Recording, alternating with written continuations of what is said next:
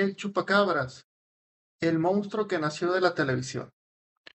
Hubo una época en la que bastaba encender la televisión para creer lo que te dijeran. Los presentadores eran casi sacerdotes, los noticieros eran el templo y el público una congregación fiel. Era la década de los 90. No existían las redes sociales, los memes eran rumores de vecindario y el misterio viajaba más rápido que la verdad. Fue entonces cuando surgió un ser que se convirtió en pesadilla colectiva, un tema de sobremesa, y en la excusa perfecta para explicar lo inexplicable. Ese misterio era el chupacabras, una criatura que supuestamente se alimentaba de sangre animal, que atacaba por las noches y que unió a campesinos, periodistas y ufólogos bajo el mismo miedo. Hoy vamos a investigar cómo nació realmente este mito, cómo los medios lo convirtieron en fenómeno mundial y que nos revela algo sobre nosotros mismos. Soy Eric Investiga y esa es la historia del monstruo más famoso de América Latina, uno que quizás nunca existió, pero que marcó a toda una era.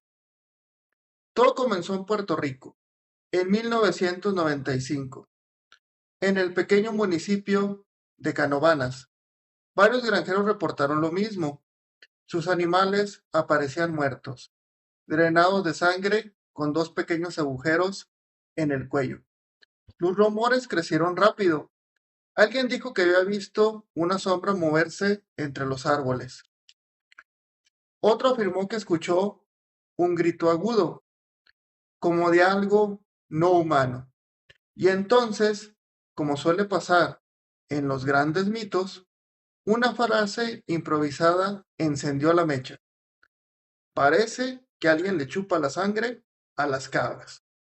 Y así, sin comité científico ni bautizo oficial, nació el nombre de chupacabras. Los noticieros locales lo convirtieron en su mejor historia. En un país donde las noticias solían hablar de política o crimen, de pronto había un monstruo, y un monstruo vende más que cualquier reforma fiscal. En pocos días, el miedo se extendió por todo el Caribe. Y cuando el miedo viaja, siempre encuentra un nuevo hogar. Y México recibió al chupacabras con los brazos abiertos. Era 1996 y los medios vivían una época dorada de sensacionalismo. Primer Impacto, Alarma TV, Extra Normal.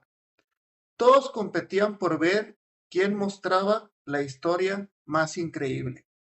Y no había historia más perfecta que la de un monstruo que es un ser nocturno, asesino y posiblemente extraterrestre, que mataba animales sin dejar rastro.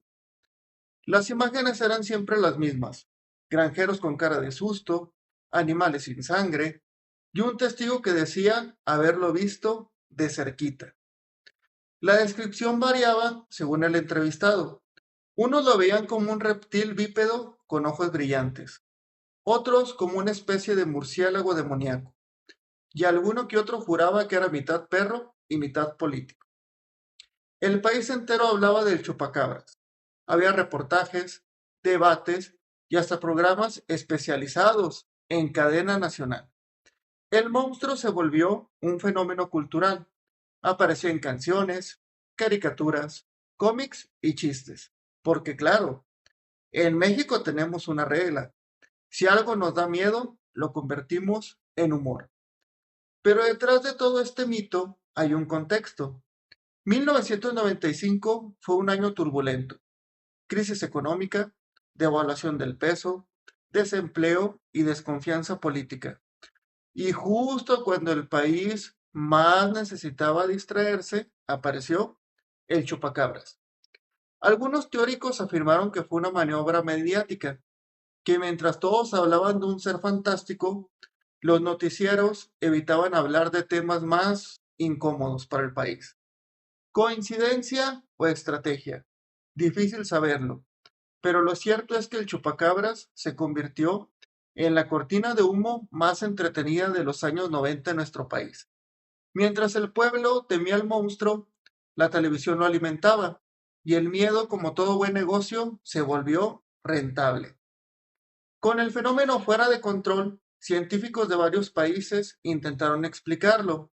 Veterinarios analizaron los cuerpos de animales, biólogos revisaron las heridas y todos coincidieron. No había señales de extracción de sangre. La causa más probable eran ataques de coyotes enfermos.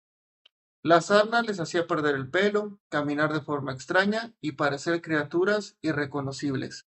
Su aspecto coincidía con las descripciones de los testigos, pero la ciencia tenía un problema. No daba miedo. Y cuando la verdad aburre, la mentira se vuelve más atractiva. La gente prefería pensar en algo sobrenatural que rondaba los campos que aceptar que era solo un coyote pelón. Era demasiado simple para una historia tan buena. El miedo se volvió contagioso. En pocos meses hubo reportes en Chile, Nicaragua, Colombia, Argentina y, por supuesto, en todo México. En Durango, un campesino aseguraba que el chupacabras había pasado sobre su techo. En Puebla, otro dijo que lo persiguió por un camino rural. Y en Sonora, alguien juró haberlo fotografiado con una cámara que tenía el lente tapado.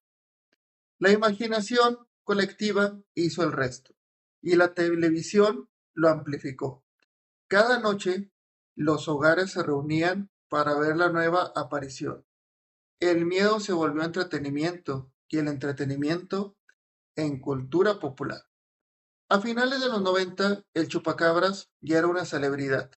Tenía su propia figura de acción, parodias en televisión y hasta tenía un corrido, dicen por ahí. El mito había pasado del terror al folclore, de criatura de campo a personaje nacional. Era parte de nuestra identidad colectiva, misteriosa, supersticiosa y con sentido del humor. Porque en México, cuando un monstruo se vuelve popular, lo adoptamos, le ponemos apodo y lo convertimos en parte de la familia. Con la llegada del nuevo milenio, el fenómeno comenzó a desaparecer. Las redes sociales cambiaron la forma en que se difundía la información. La televisión perdió su poder y el chupacabras, poco a poco, se convirtió en una reliquia del pasado. Pero no murió, solo cambió de forma. Hoy vive en cada noticia falsa, en cada video borroso de TikTok, en cada teoría conspirativa compartida por WhatsApp, porque al final el monstruo nunca fue real. Lo real era la necesidad de creer. El chupacabras fue el reflejo de una sociedad confundida, una que mezclaba miedo, tecnología y fe. Y aunque los años pasen, seguimos fabricando nuevos monstruos con las mismas herramientas: ignorancia, morbo y una buena historia. El chupacabras no era una criatura del campo, era una criatura de televisión. Una leyenda nacida entre cámaras, titulares y micrófonos. Nos enseñó que el miedo puede vender tanto como la esperanza, que el rumor puede ser más fuerte que la ciencia y que los verdaderos monstruos no siempre tienen colmillos. A veces solo tienen un logo, un horario estelar y un guión bien escrito. Así que la próxima vez que escuches sobre un nuevo misterio, un caso imposible o una historia sin pruebas, recuerda esto: el chupacabras también comenzó con un titular. Soy Eric Investiga y esta fue la historia del mito que nos chupó la razón, la historia del chupacabras. Si te gustó este contenido, sígueme para que encuentres más historias así. Hasta la próxima.